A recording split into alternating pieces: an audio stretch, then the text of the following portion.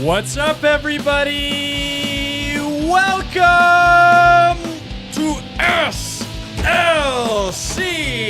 Puck! I'm your host, Austin Facer, and guess what, everybody? It's Sunday, which calls for Sam Camp Sunday. I'm joined by my lovely, talented sister, Samantha, who is becoming like a star in her own right. She's getting a developing presence on Instagram at slcpuck.sam. Very talented, fan of hockey, fan of the Mammoth. She's one of the better creative consultants that we've brought on here at SLC Puck. I'm the only one. All right, no one needs to know that, Sam. We're joined by our little surprise here, guys. This is a big scoop here at SLC Puck. We've got a first look at the mascot for the Utah Mammoth. Kevin. This is a big scoop. We don't usually get big scoops like this at SLC Puck. We kind of pick up the scraps. And I've been teasing this a little bit on the Clean Hits Hockey Discord, but we've got it. We've got him here. There he is. We've got the mascot, everybody. He's here. Thank you, yeah. A message to the fans. Say hello to the Utah Mammoth fans, Mr. Mascot. Can you say hi? Hi! You look great. Rocking the jersey.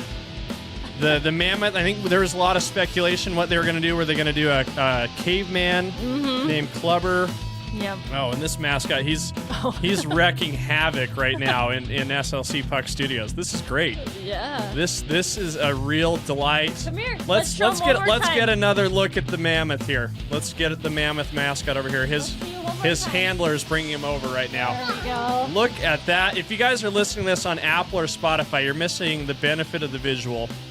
And I might have to give it away. Can you say hi? This is our little Mammoth here. Say hello. Okay, almost got it. He licked the microphone. He almost said words into it. Good job, Levy. That is Sammy's 3-year-old son, Kevin, auditioning for the role of the mascot of the Utah Mammoth. He's the front runner in my mind. Yep. Isn't that great? Nice job, fun. Kevin. And he's grabbing a hockey stick and slamming. Okay, great. And he's off to bed now. Mammoths have to get their rest. He's off to hibernate ahead of a very busy season. He's got over 40 games to dance around and slide down the stairs. Yeah, it's coming up really quick. Yeah, I feel like we're recording this a little bit later than we sometimes do. Again, this is September 14th. Had to get our Sunday afternoon naps in. Oh my gosh, yeah, it took a big one. And I feel like it got colder in the studio, and maybe I'm just coming down with a sickness.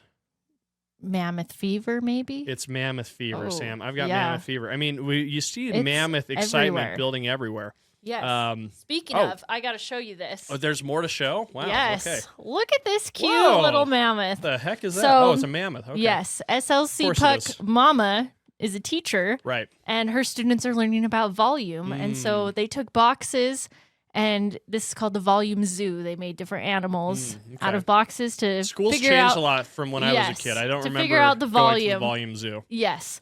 And so this little friend made a mammoth because she's got mammoth fever. I love it. Yeah, look at the tongue. Like, very clever. The eyes look, the tail. Yep. Fantastic job. The little fluffy hair on top. Yeah, that's great. I love that. We'll have to get a picture with that for the thumbnail, I think. Yep. Yeah, I love that. Yeah, I mean, it's coming up quick. We're talking here, I've said this twice now, on September 14th. We've already seen a team that represents the Utah Mammoth on the ice. The rookie showcase was over the weekend.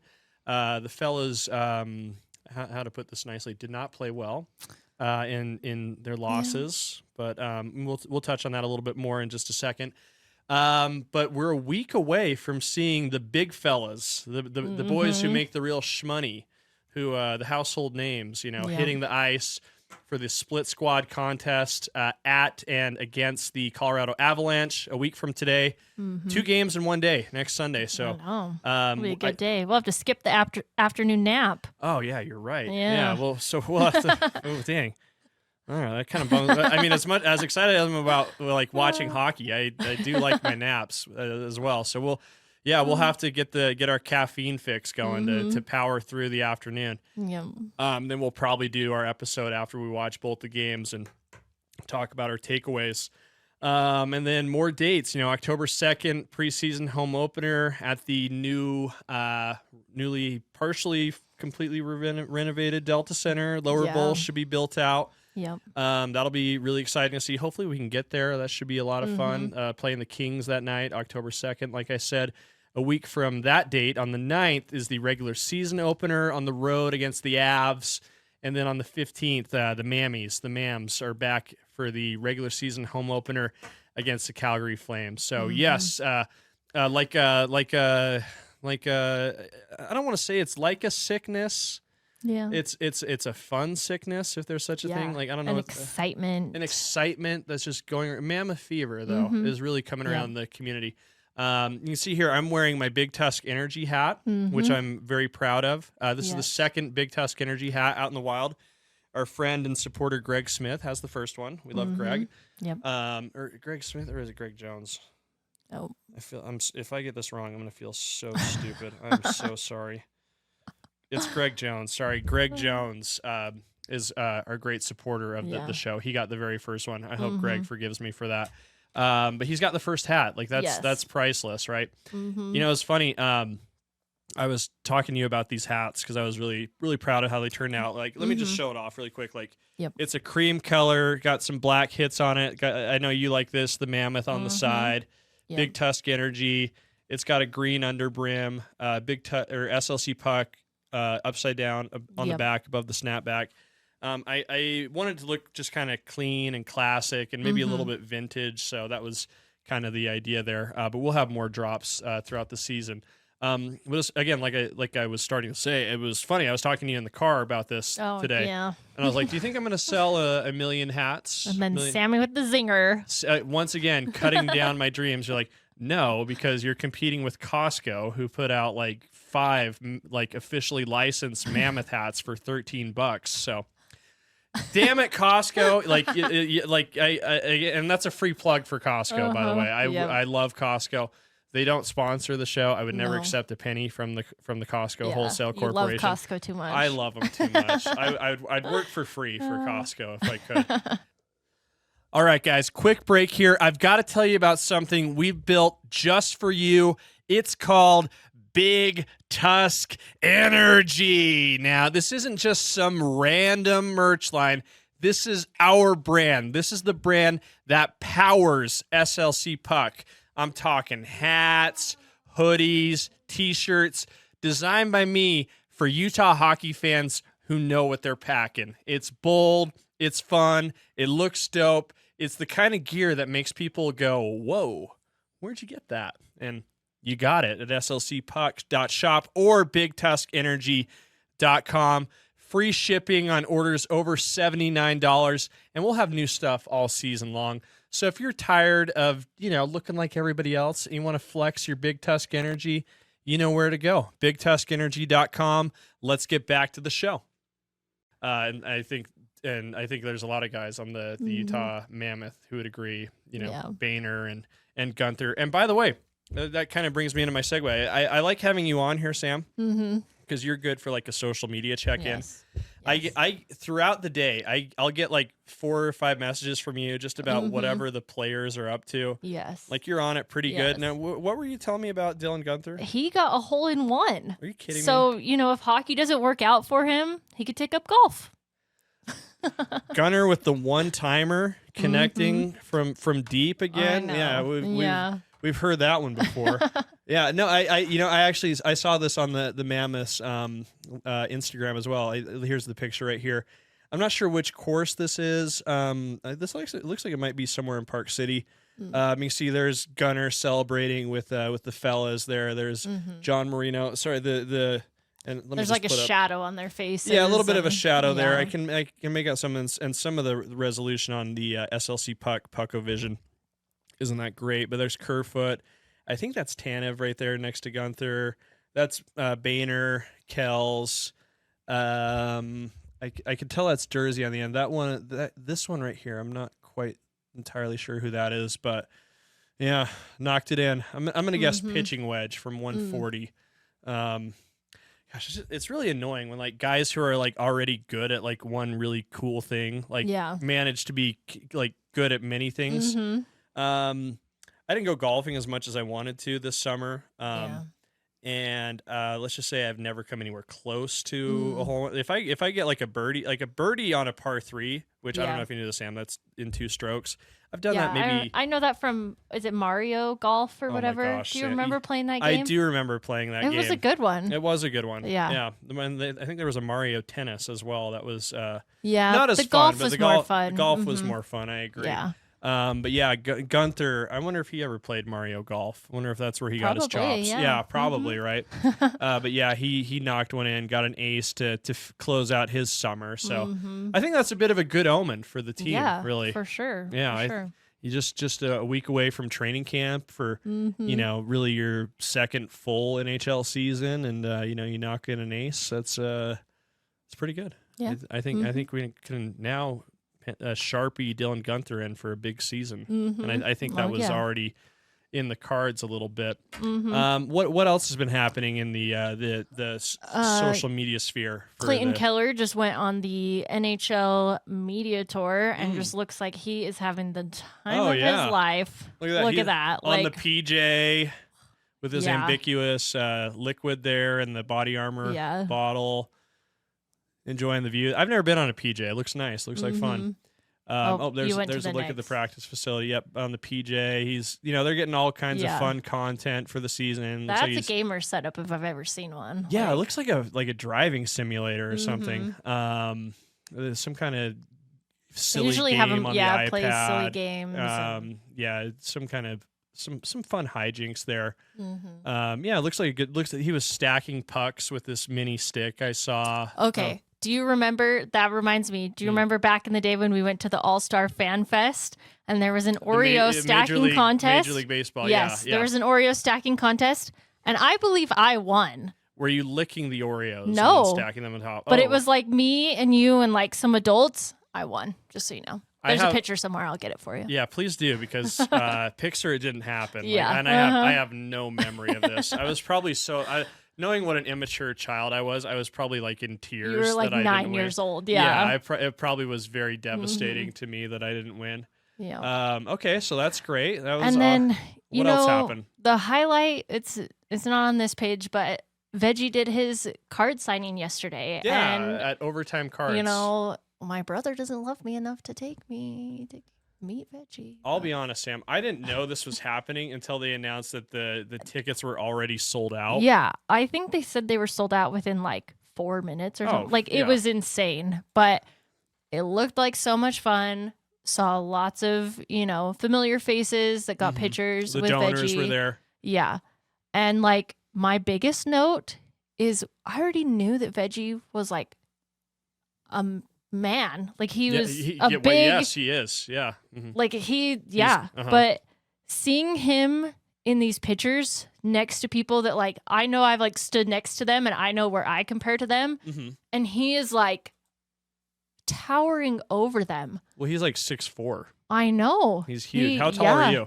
Okay, here's a few. Yeah, you can see these tagged pictures here. Yeah, we're a few friends from the Utah hockey world here. Yeah. I'm 5'5" on a good day with shoes on. So he's almost a foot taller than you. Yes. But yeah, big dude. See, look, there's our friend Broccoli Brandon standing next to him there.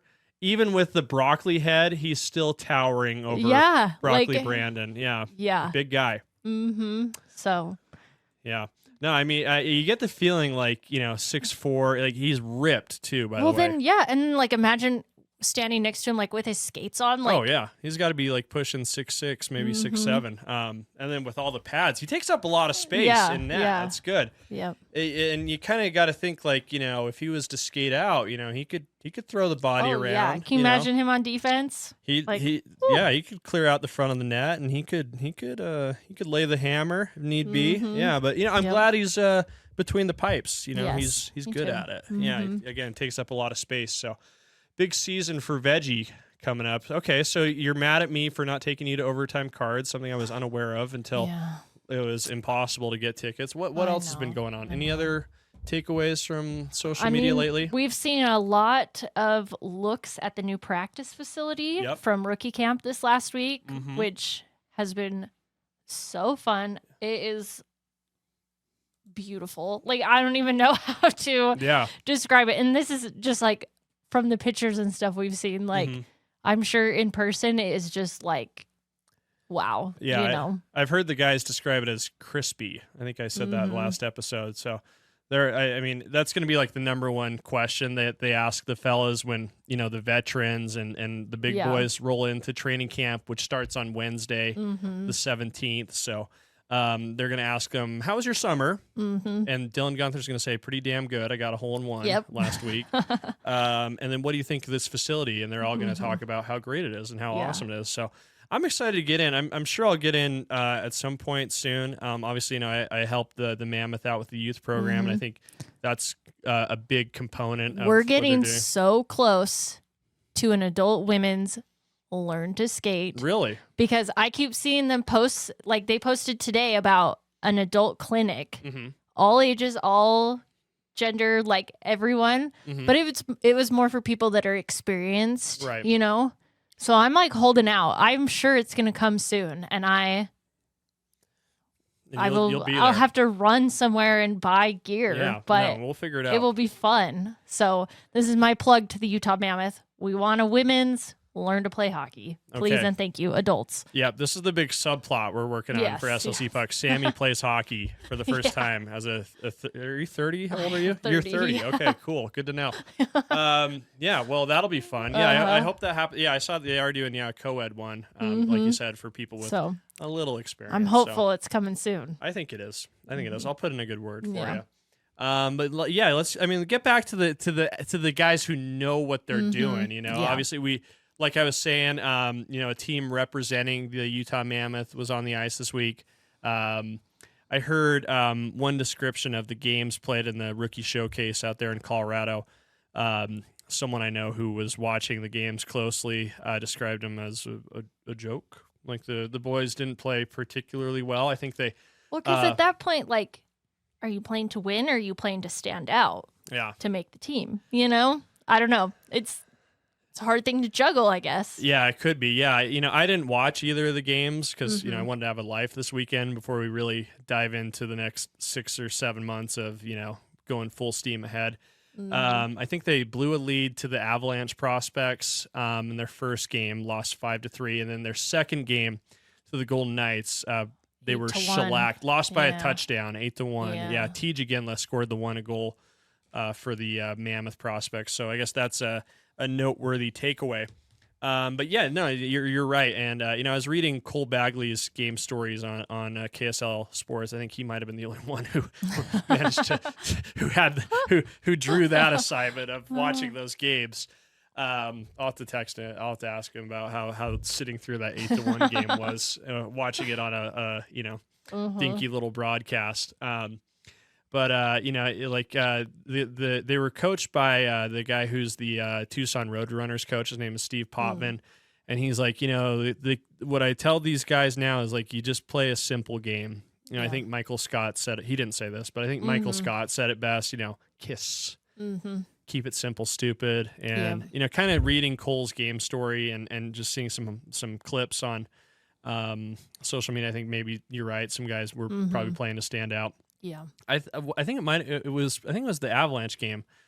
Gabe Smith got checked over the boards and into the Avalanche bench. Nice. Not to say that, like, you know, he was not playing, you know, like trying to stand out. But that's one way to stand out, is to go overboard. Go overboard on in the other team's bench. So wow. You know, a lot of those guys have a lot of work to do before they, you know, suit up for the Mammoth, and quite truthfully, most of those guys will never smell the ice at the NHL level.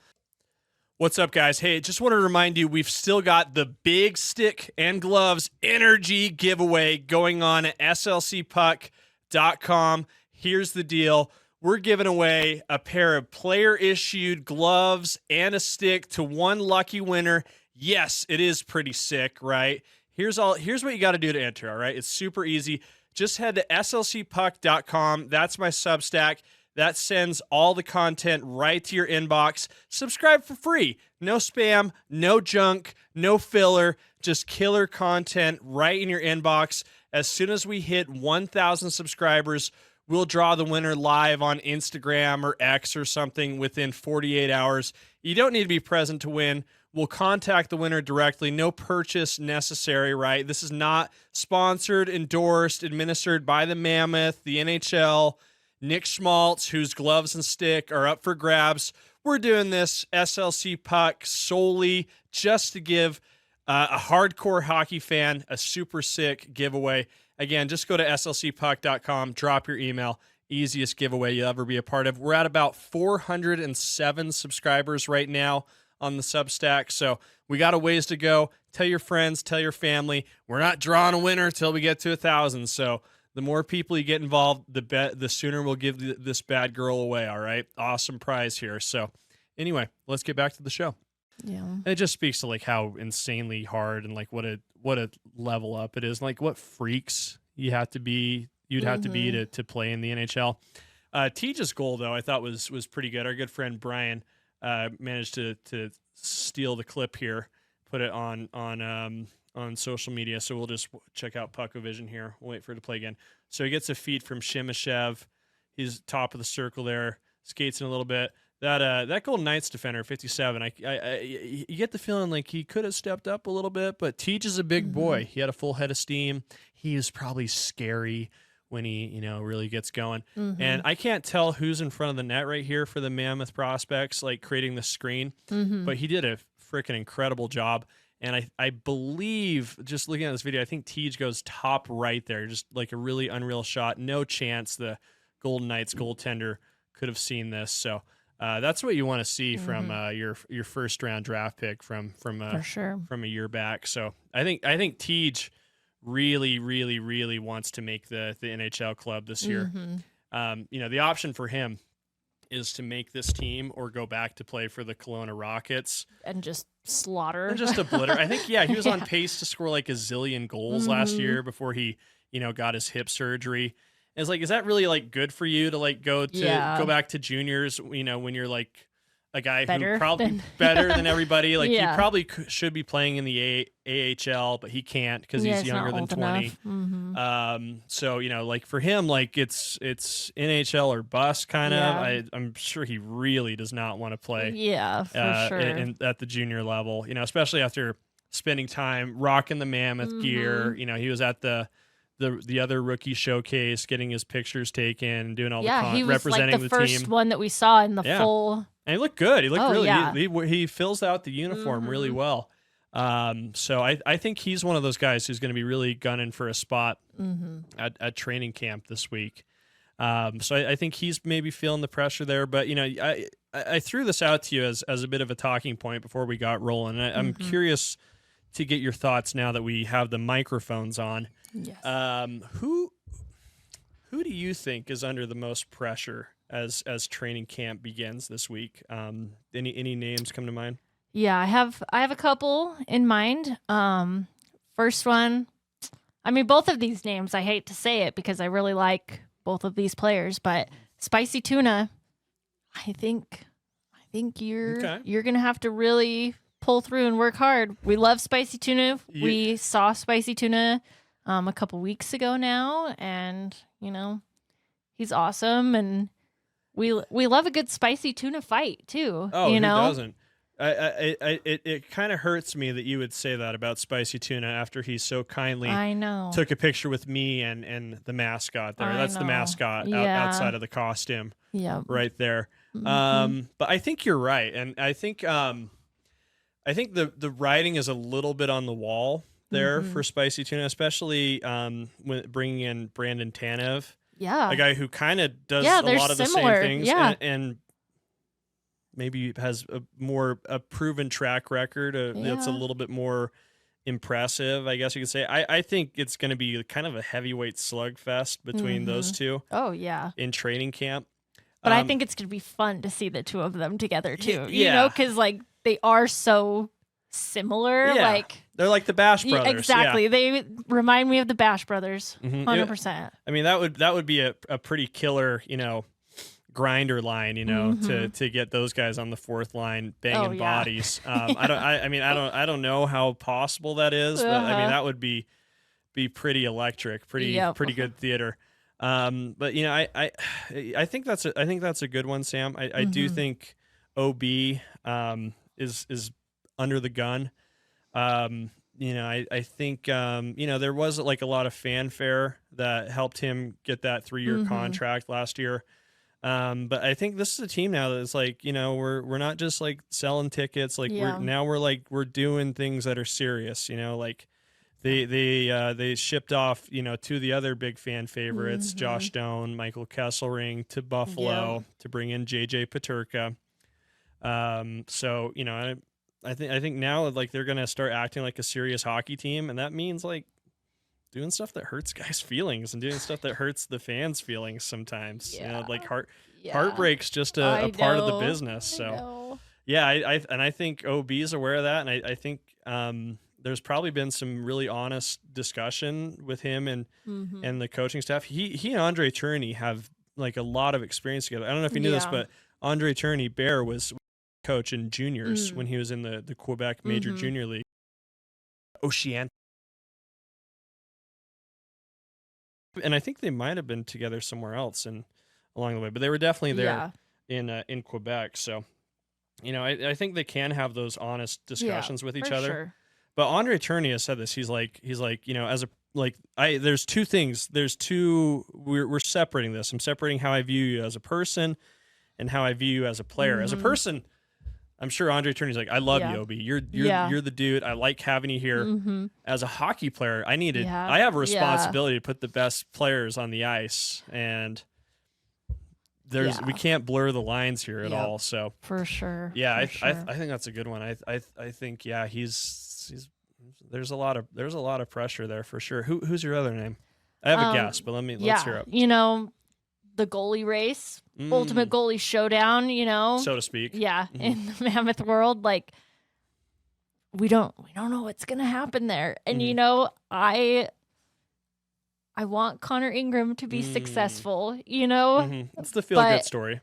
It's I don't know what's gonna happen there, and part of me just feels for him, but I think maybe he's gonna come out and he's gonna, give it his all, and I'm hopeful for him, but yeah, he hasn't seen. We don't know what he's been doing to train in his own time, but he's been away from the team since April, and it's gonna be like really, or probably even later, probably since March, I'm guessing. I can't remember when he entered the NHL Player Assistance Program. But he's been away from the team for a while, so you get the feeling he might be a little bit rusty. And they brought in some insurance in Vitek Vanacek, just in case they need to have a good pairing for Veggie. They can't play Veggie all 82 games this season. Like that would be bonkers. This isn't. We need some fresh veggies. Keep the veggies fresh for sure. So again, and it's the same thing. Like I think they're probably having really honest conversation with Connor. Like, we like you. We want you here. You're an inspiring person to have around. Yeah. We have an obligation to the rest of the team. And particularly to Karel Vejmelka. To Veggie. For sure. To have the best, goaltender tandem situation, because they're not going to keep all three. There's no like that. Again, that's not fair to either. Like these are guys that want to play too. And they want to do right by them. But if he shows up to camp and he's like a step behind, getting post to post, or isn't seeing the puck as well as you'd hope, you never know. They do have like a virtual reality that Tij Iginla said that he used quite a bit when he was away, that helped him keep up on his reaction time and all that. Nice. I would imagine that's something Connor Ingram's been doing. So, it might not getting back into it might not be as difficult as it sounds, thanks to technology. But for sure, again, there's stopping. I just think too, like mentally and almost emotionally, like having been gone for that long, like there's a lot of pressure on him, and not just the physical aspect, but in all aspects to, especially to be on a team that has, big goals, right? They want to make the playoffs this year. Clayton Keller said it's playoffs or failure this year. No pressure. No pressure there. But it's like here's what's great about hockey, dudes. Like, there's going to be some battles, on the ice. These guys are fighting for their livelihoods.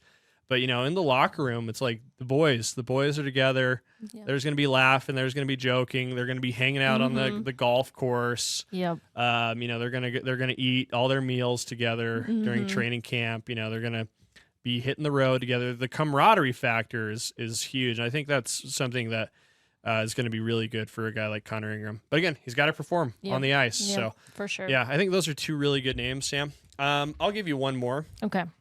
Someone who I think's kind of under the gun quite a bit. Logan Cooley. Mm-hmm.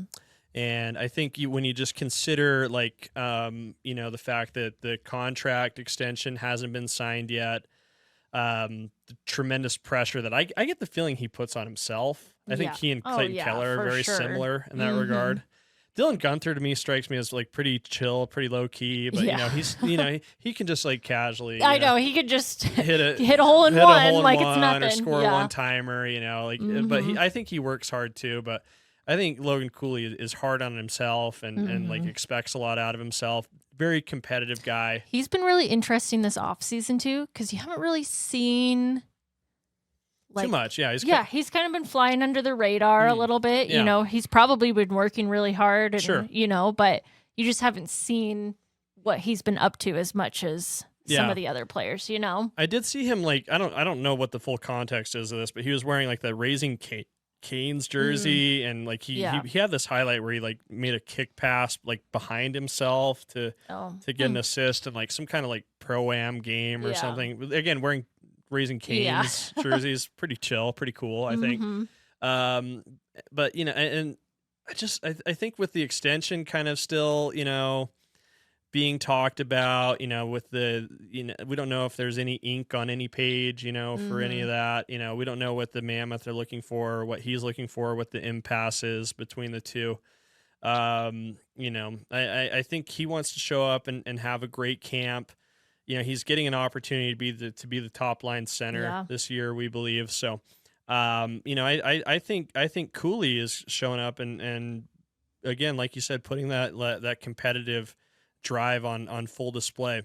I mean, the dude just like everything he does is competitive. You know what I mean? Yeah. There's this like hilarious story competing for the best hair. He might have it. He's got a pretty sick flow. I think he gets like 1 or 2 more inches. Yeah. And he'll really have it. But there was this hilarious story, about his draft process, because obviously when they are courting the prospects, they take them out to dinner at the combine and all that.